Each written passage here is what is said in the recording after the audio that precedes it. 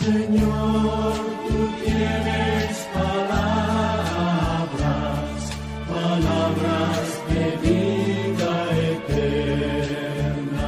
Radio Católica 101.7 de FM presenta al presbítero Andrés Alejandro Chablé con la reflexión del Evangelio de hoy. Escuchemos, una estrella que ilumina tu camino. Shalom, hermanos y hermanas. Bienvenidos a este martes 11 de agosto del 2020. Hoy celebramos con toda la Iglesia Universal la fiesta de Santa Clara Virgen. Santa Clara tiene una historia unida a la historia de San Francisco de Asís. Una joven de muy buena posición económica, de una familia allá en Asís, italiana, muy acomodada, muy cristiana además. Pero cuando Santa Clara conoce a San Francisco, se va a vivir a una casa en ruinas.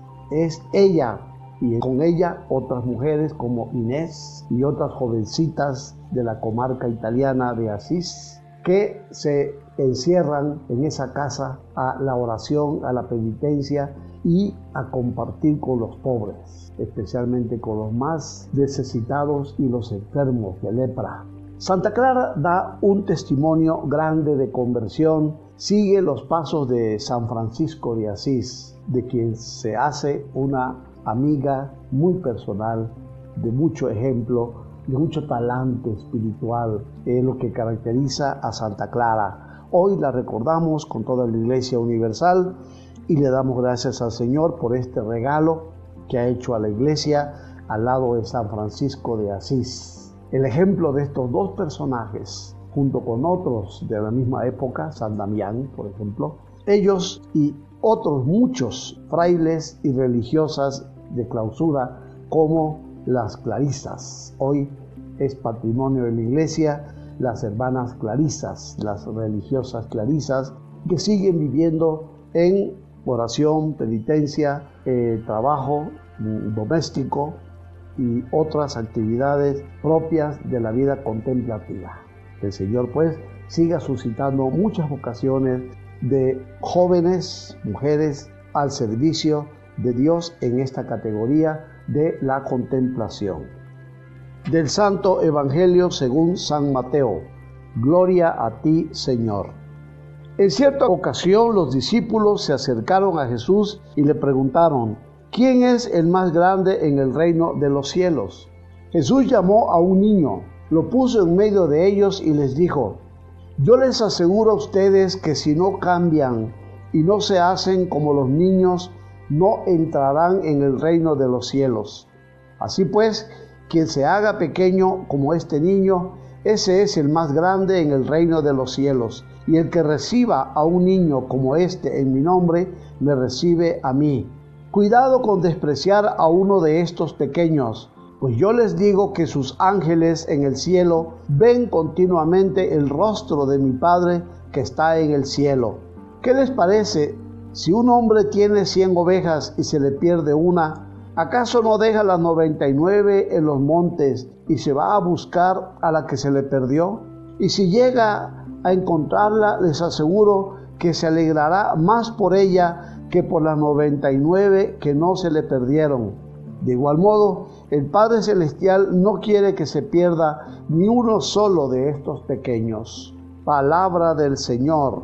Gloria a ti, Señor Jesús. Bien, hermanos y hermanas, estamos pues en este pasaje del Evangelio de San Mateo, del capítulo 18, versículos del 1 al 5, después del 10 y 12 y 14. Está un poquito cortado, pero si alguien quiere regresar sobre el texto en casa, para que no se complique la cita, podemos decir capítulo 18, versículos del 1 al 14. Hoy nos presenta esta escena de Jesús, una catequesis hermosa que le da a sus apóstoles. ¿Quién es el más grande en el reino de los cielos?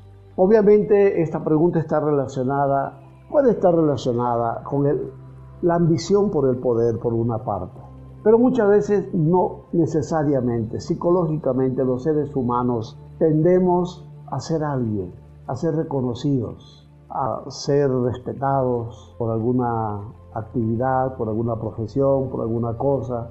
Es un instinto humano natural. Los apóstoles usan este instinto humano para preguntarle al Señor, ¿quién es el más grande en el reino de los cielos? La respuesta de Jesús es desconcertante. Primero, porque en el mundo judío los niños no valían nada.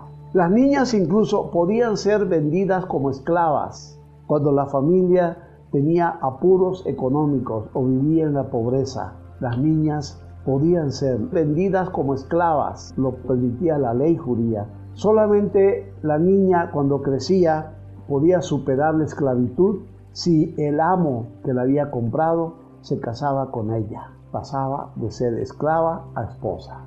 El niño no valía nada, ni las mujeres, ni los niños, ni los enfermos, ni los pobres. Había una escala de categoría social mezclada con categoría religiosa que desvaloraba el niño porque no tenía palabra, no podía ser escuchado, no tiene bienes, es pobre, no tiene poder, su palabra no vale, está sometido a la autoridad del adulto.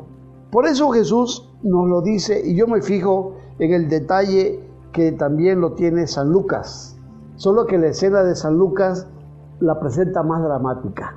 Jesús va de viaje a Jerusalén, viene de Galilea. Antes de llegar a Jerusalén, donde va a entregar la vida, los apóstoles vienen discutiendo quién de ellos será el más importante cuando el Señor tome poder como rey de Israel. Y Jesús los escucha y les pregunta, ¿de qué vienen discutiendo por el camino? No contestan nada. Llegando a Jerusalén, se reúne con ellos, llama a un niño y lo pone en medio. Casi la misma escena de Mateo.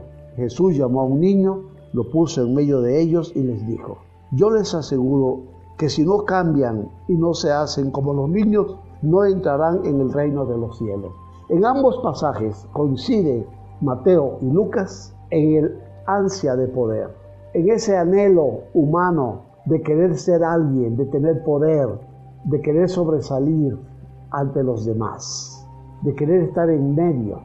El que busca el poder quiere estar en medio, quiere ser el centro de la atracción. Ese es el punto de la catequesis. Por eso Jesús llama a un niño y lo pone en medio. Este niño que no vale nada, que no tiene palabra, que no tiene poder, que no tiene dinero, que no ambiciona nada, porque así es el niño. Por eso, tanto Lucas como Mateo concuerdan en que Jesús llama a un niño, lo pone en medio y les dice, el que no se haga como este niño.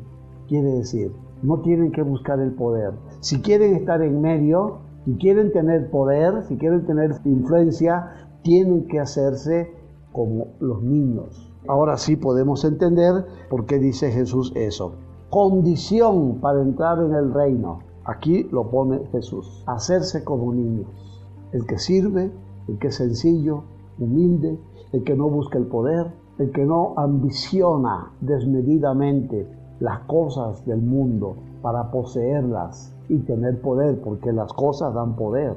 Sobresales, estás en medio. Entonces Jesús cambia los valores, cambia el esquema para estar en el centro del reino, en el centro de la vida. El discípulo tiene que hacerse como el niño. El niño depende del adulto. El discípulo tiene que depender de Dios. Y esto va mucho más lejos todavía. Tanto en Lucas como en Mateo, esta dependencia como la del niño, el niño depende del adulto. Si el adulto le da, el niño tiene. Si le da dinero, aunque sea 1 peso, 5 pesos, el niño tiene. Si le da comida, el niño tiene. Si le da ropa, el niño tiene. El niño no tiene nada por sí mismo. Ahora, cuando Jesús habla de pobreza en los evangelios, sobre todo en Lucas y Mateo, habla de esta dependencia de Dios. El pobre es el que depende de su Señor, el que depende de Dios, no el que se declara autosuficiente.